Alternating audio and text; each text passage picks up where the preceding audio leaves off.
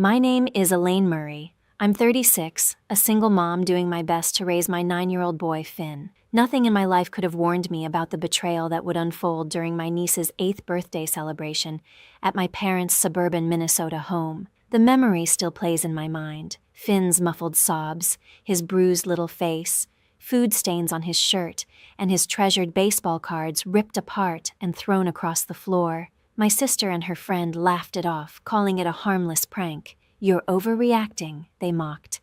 But I knew better. I saw the terror in Finn's eyes, the kind no child should ever have to feel. This wasn't playful teasing, it was intentional. They wanted to humiliate him, to crush his confidence. As realization hit me, my heart pounded. The very people I had trusted were the ones inflicting this cruelty. Each word they spoke sliced through me, years of unspoken resentment within the family crashing down like a storm. I stood frozen, hands trembling, knowing I had to face the truth, no matter how painful it was. What kind of family treats a child this way? How far would you go to protect someone you love? Stay with me as I reveal the shocking betrayal and how I found the courage to fight back. Have you ever had to confront your own family to defend someone dear to you? Tell me your story in the comments. I'll read them all. Raising Finn on my own has been the hardest yet proudest journey of my life. At 36, I've spent years rebuilding a stable world for us after divorcing Gary, Finn's father, a software engineer who moved to the opposite coast once we separated. I managed both motherhood and an accounting career from a modest Minnesota apartment. Every long evening buried in spreadsheets, every frantic drive to Finn's games or school performances felt worthwhile when I saw his bright smile and heard him talk about his baseball cards, his little sanctuary. My sister has always viewed me as competition, her jealousy shadowing every success I've had. When I was 17, I earned a full scholarship to a top university for my academic record and debate victories. She sabotaged it by sending false claims to the admissions office, accusing me of plagiarism. The offer was revoked, and I spent years drowning in student loans. My mother, Beatrice, never questioned her. Instead, she gifted my sister a red convertible at graduation, saying she deserved it for her hard work, brushing off my honors as meaningless. My father, Stanley, stayed silent, his quiet approval speaking louder than words. He'd take my sister on special trips, while my own achievements earned me nothing more than a brief good job. The sting of that favoritism never faded. Later, in college, I met Gary and fell in love completely. Gary and I once built our lives around shared dreams, talking late into the night about the future we wanted together. But my sister forced her way between us, showing up uninvited on our dates and quietly poisoning Gary's thoughts with her sugary malice. "She's not ready to settle down," she'd murmur, her voice coated in false concern. Her whispers took root. Soon, small disagreements turned into bitter fights, our once solid bond cracking under the weight of her manipulation. When I confronted my parents about it, Beatrice waved it off with her usual dismissiveness. "She's only trying to help you too." And Stanley, true to form, said nothing at all. When the marriage finally collapsed, I was left raising Finn alone, piecing our lives back together while my sister escaped without consequence. Finn discovered his love for baseball cards at 6, after Gary gave him a simple starter pack that became his obsession. He'd spend hours sorting them by team and memorizing stats of legends like Kirby Puckett. His proudest treasure was a rare rookie card, one he'd saved his allowance to buy from Anita Wells at the neighborhood card shop. "Mom, this is my ticket to the big leagues," he'd tell me, gripping it like a championship medal. That card gave him confidence, a spark of happiness in a world where he often felt like an afterthought. The imbalance in our family only deepened over time.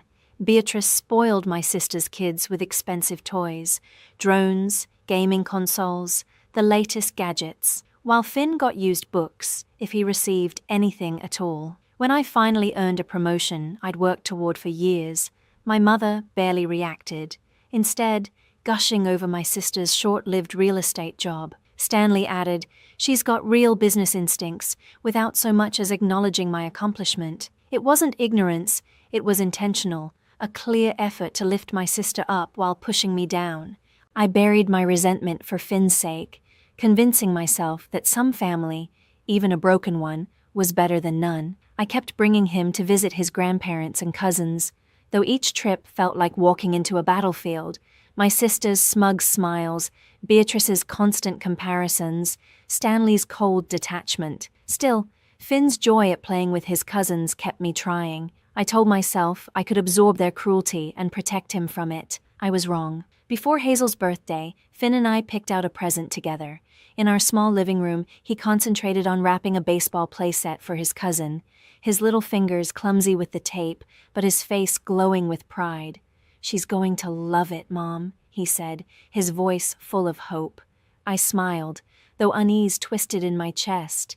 Every gathering at my parents' house meant enduring my sister's presence, and her presence always hurt. All I wanted was for Finn to enjoy a simple, happy day with his cousins. Yet underneath my determination, dread quietly simmered. I looked again at the modest gift we'd scraped together and knew, without a doubt, that my mother would find a way to measure it against whatever expensive thing my sister brought. Finn, blissfully unaware, bounced with excitement, clutching the box as if it were something magical. "Can I take my baseball cards to show everyone?" Finn asked, hugging the binder that held his most cherished collection. Those cards meant the world to him, each one representing a tiny piece of his childhood joy. I hesitated, an uneasy instinct tugging at me. Something inside whispered to leave them at home, but his pleading expression softened my resolve. "All right," I finally said, my voice firmer than I intended.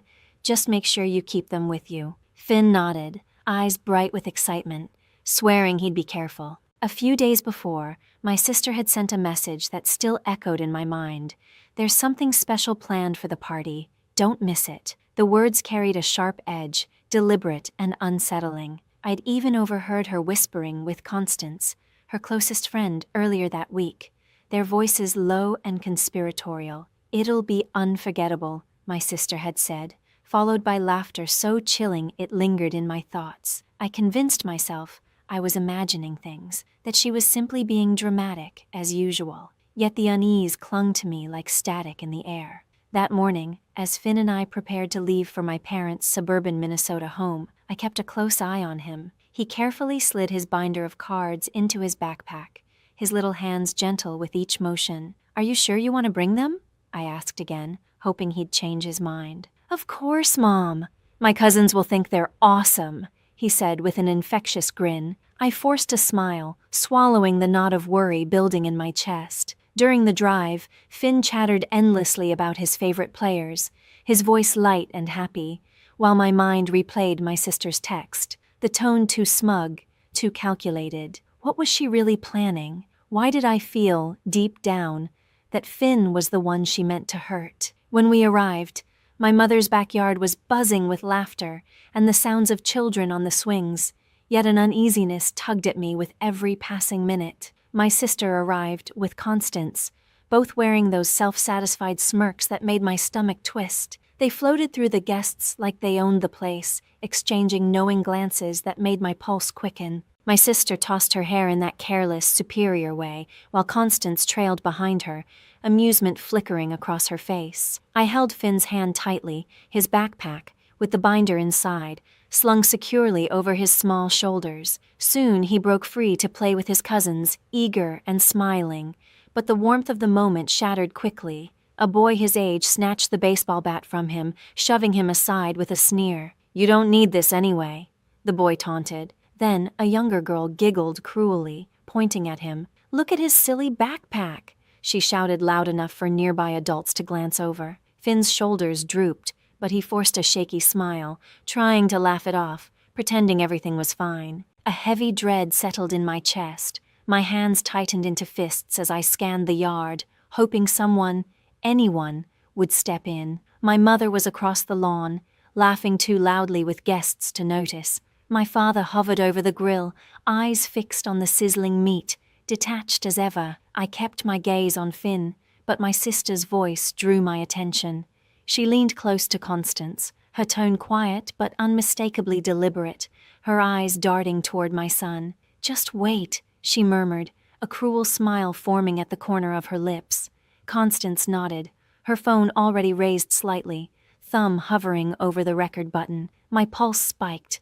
I wanted to pull Finn close and leave right then, but he was already running off, desperate to join the others. I told myself to breathe, to stop imagining the worst, but the unease only deepened with every nervous glance he gave me. The play grew harsher. One of the boys shoved Finn down while chasing a ball, then doubled over laughing as Finn stumbled to his feet.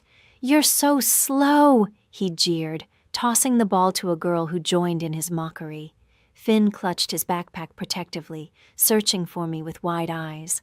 I started forward, but my sister's voice sliced through the chatter, sugar-coated and venomous. "Let them play," she cooed, smiling with false warmth. Constance chuckled beside her, propping her phone in the grass, the lens aimed squarely at Finn. Around us, adults munched and chatted, oblivious. My mother waved dismissively when I voiced concern.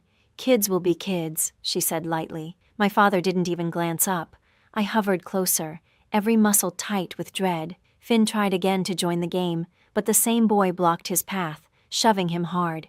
"You don't belong here." The words hit like a slap. The girl piled on with another sneer. "Why do you even try?" Finn's cheeks reddened as he wrapped his arms around the backpack, clutching it as if it were armor. I wanted to shout, to grab him and run, but I froze, torn between giving him a chance to fit in and protecting him from the cruelty unfolding before us. My sister caught my eye then, her smirk widening like a challenge.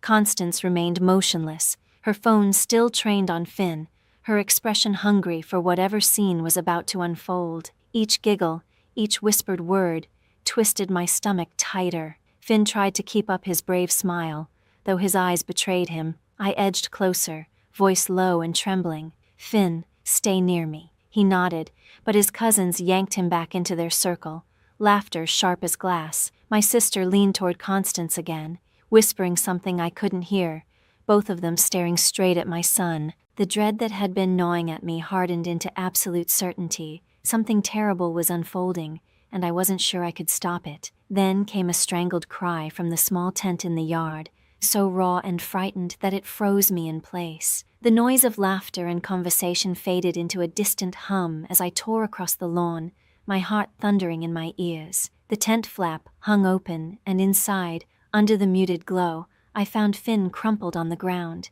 his tiny body shaking. His face was blotched red, a dark bruise spreading across one cheek, his clothes smeared with dirt and streaks of frosting. All around him lay the remains of his baseball cards, ripped, bent, trampled into the grass and crumbs. My legs nearly gave way as I dropped beside him, my trembling hand brushing his shoulder.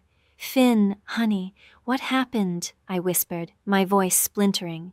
He looked up, eyes swollen and wet, his fear so deep it hollowed me out. "Mom, please don't say anything," he choked, his voice barely audible. "They'll just hate me more." The words struck harder than any blow. His small hands clung to my arm, pleading for silence. I pulled him close, his sobs muffled against my chest, each sound tearing through me. The fragments of his ruined collection, even his prized rookie card, lay scattered in the dirt. That simple joy he'd guarded so fiercely was destroyed. Yet what broke me most was his terror of being hated, of making things worse. My vision blurred with rage and grief, but before I could speak, his trembling voice came again. "Please, Mom, don't tell anyone. Please." The fear in him wasn't exaggeration. It was survival. I swallowed the scream rising in my throat, forcing myself to hold him instead. "I'm here, sweetheart.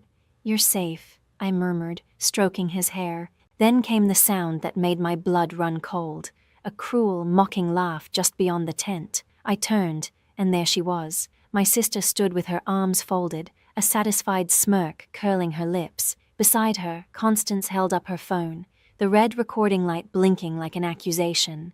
"What a performance," my sister sneered, her tone dripping with contempt. "Didn't think he'd cry that much." Constance giggled, tilting her phone to capture every second, her eyes shining with malicious glee. Rage flooded through me.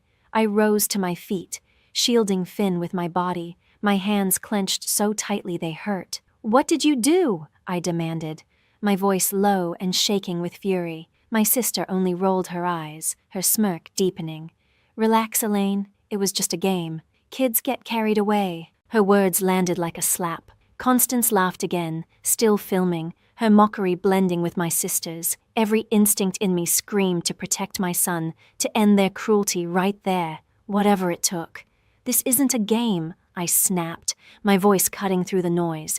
"He's hurt, and his cards are destroyed." Finn tugged at my sleeve, his voice barely audible. "Mom, don't. They'll just laugh more." His quiet plea froze me in place.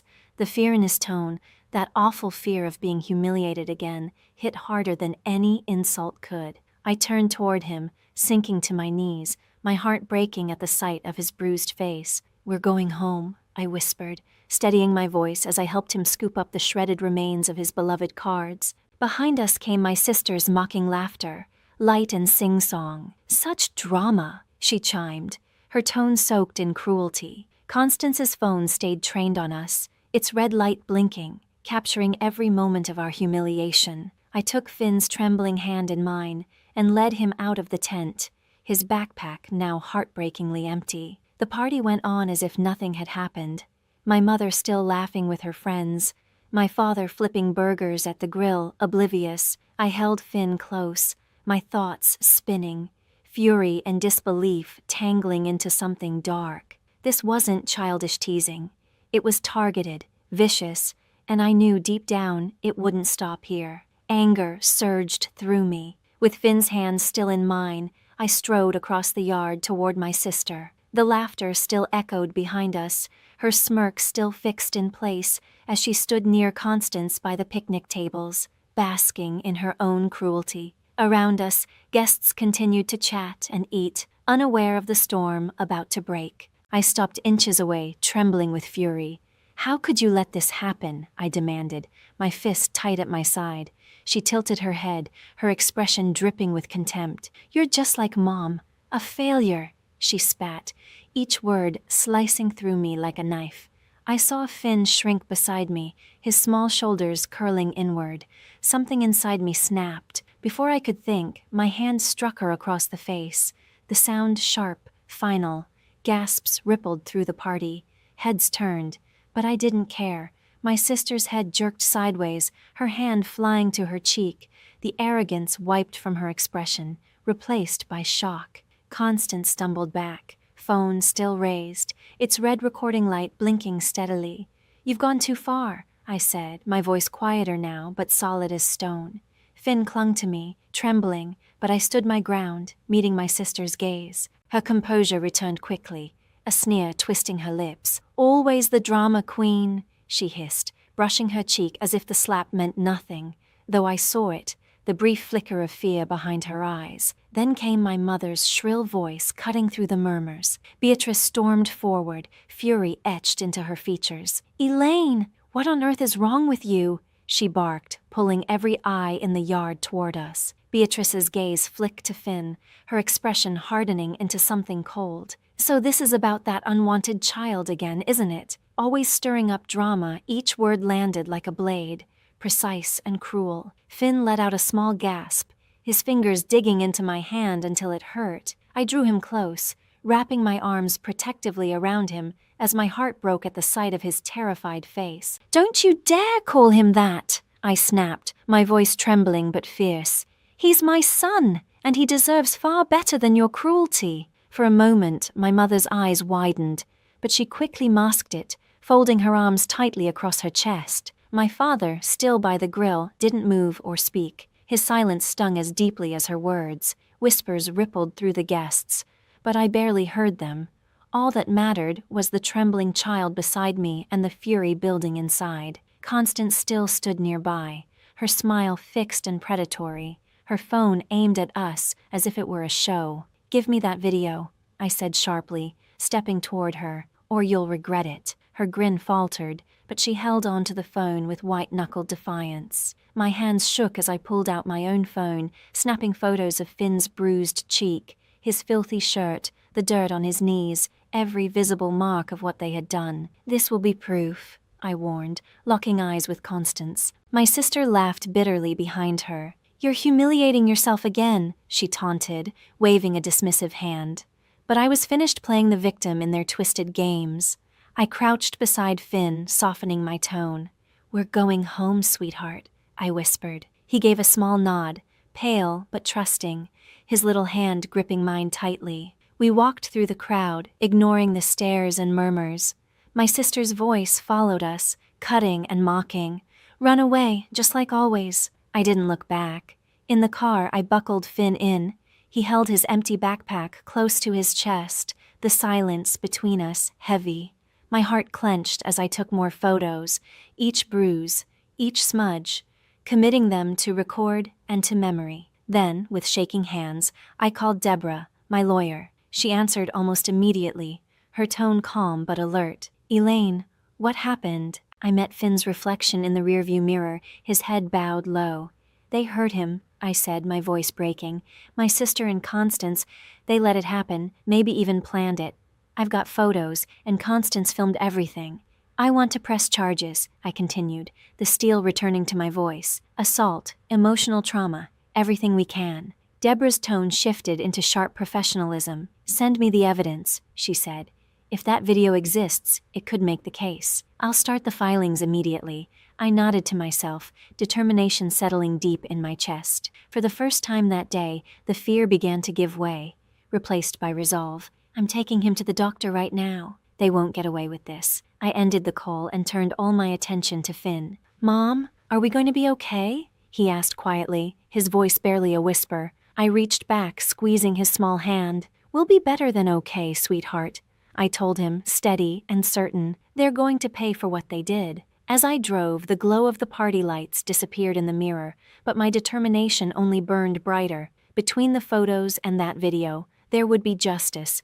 Real, undeniable justice. For my son. The following morning, Beatrice appeared at my door holding a small gift box, her expression tight, her usual poise cracked by guilt. "Elaine, can we talk?" she said softly, extending the box like a peace offering. I stood firm in the doorway, Finn hidden behind me, his wary eyes peeking out. The memory of her words, calling my son an unwanted child, still seared my chest. "There's nothing left to say," I replied, my tone cold and final. "You already made your choice." Her eyes widened, but I shut the door before she could answer. My heart raced, torn between the sting of defiance and the relief of protecting my child. His safety mattered more than her remorse. Days later, the fallout began. Constance's video had gone public, leaked by one of the guests who'd grown sick of my sister's arrogance. The footage was damning. Beatrice laughing while Finn cried, her cruelty immortalized for everyone to see. The internet exploded.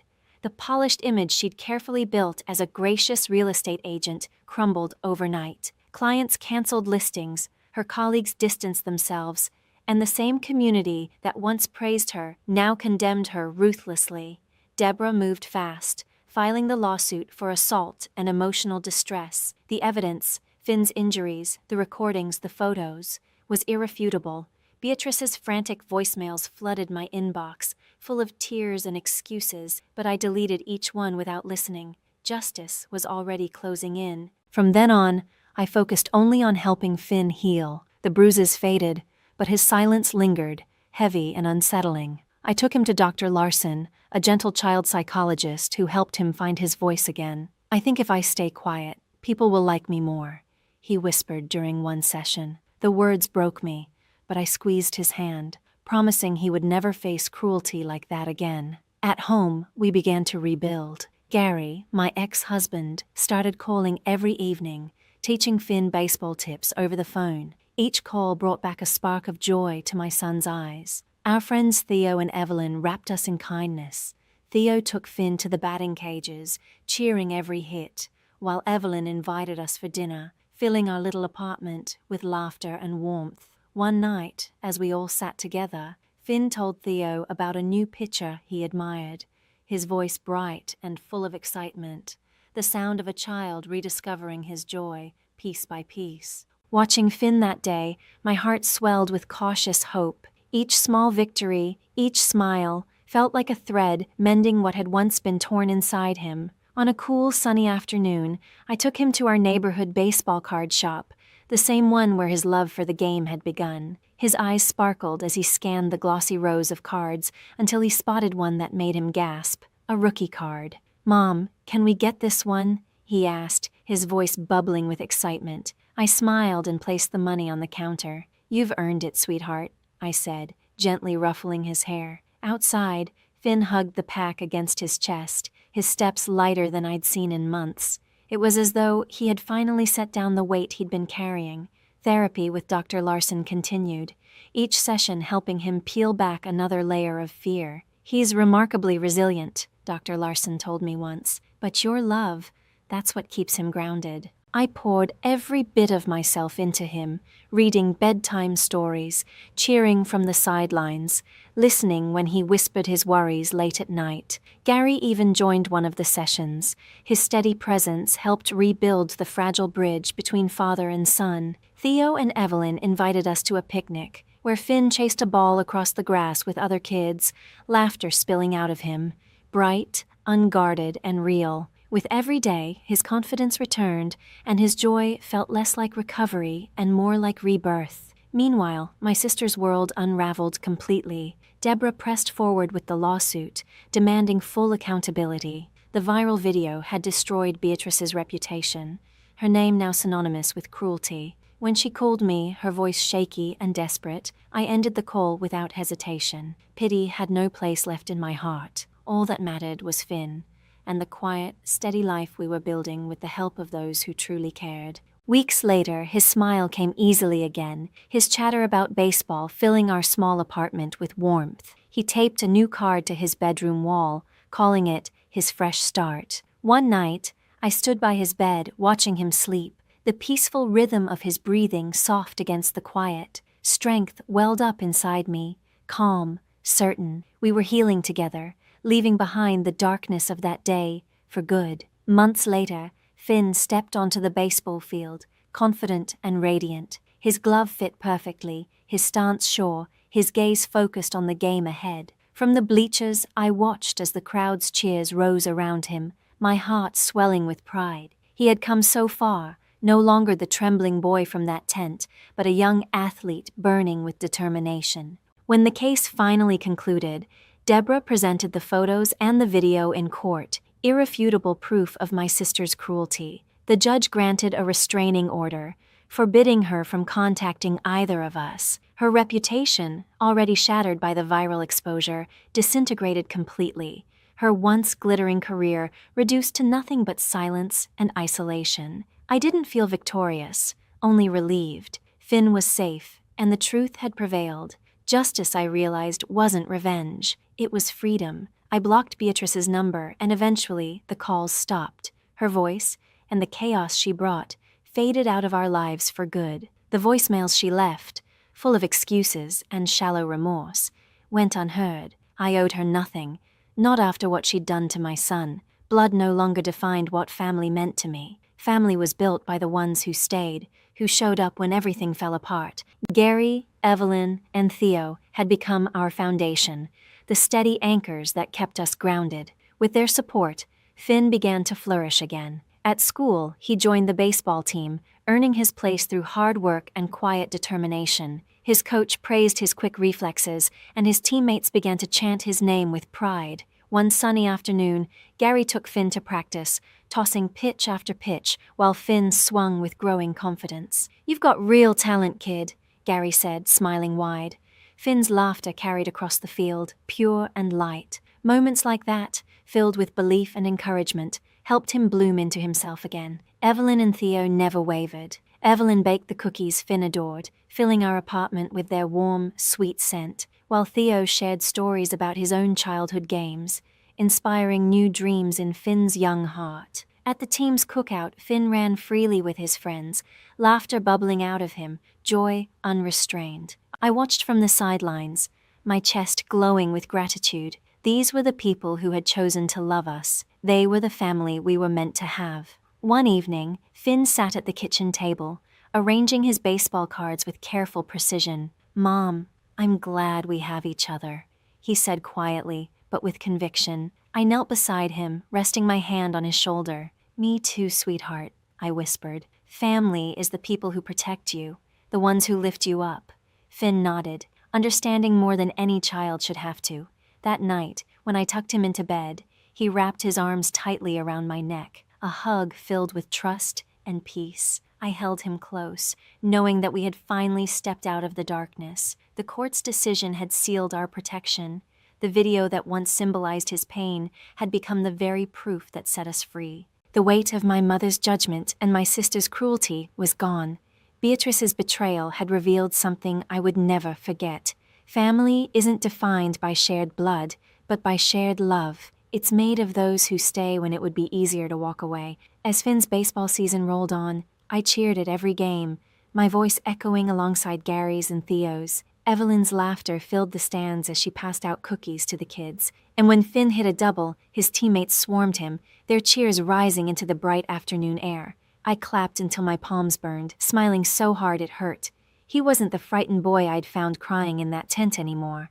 He was Finn, strong, confident, and surrounded by love. Looking back, I could see how far we'd come. The pain of that day hadn't broken us. It had forged us into something unshakable. I had learned to release the people who wounded us, and to build a home with those who loved us without conditions. Finn had discovered that he was enough, that his worth was never tied to anyone else's approval. Together, we found our strength and created a family out of choice, not obligation. As the sun dipped below the horizon, its warm glow spilling across the baseball field, Finn turned toward me, raising his glove high in triumph. I waved back, my heart brimming with love and pride. Family isn't defined by blood. It's the people who protect you, who believe in you, who stay.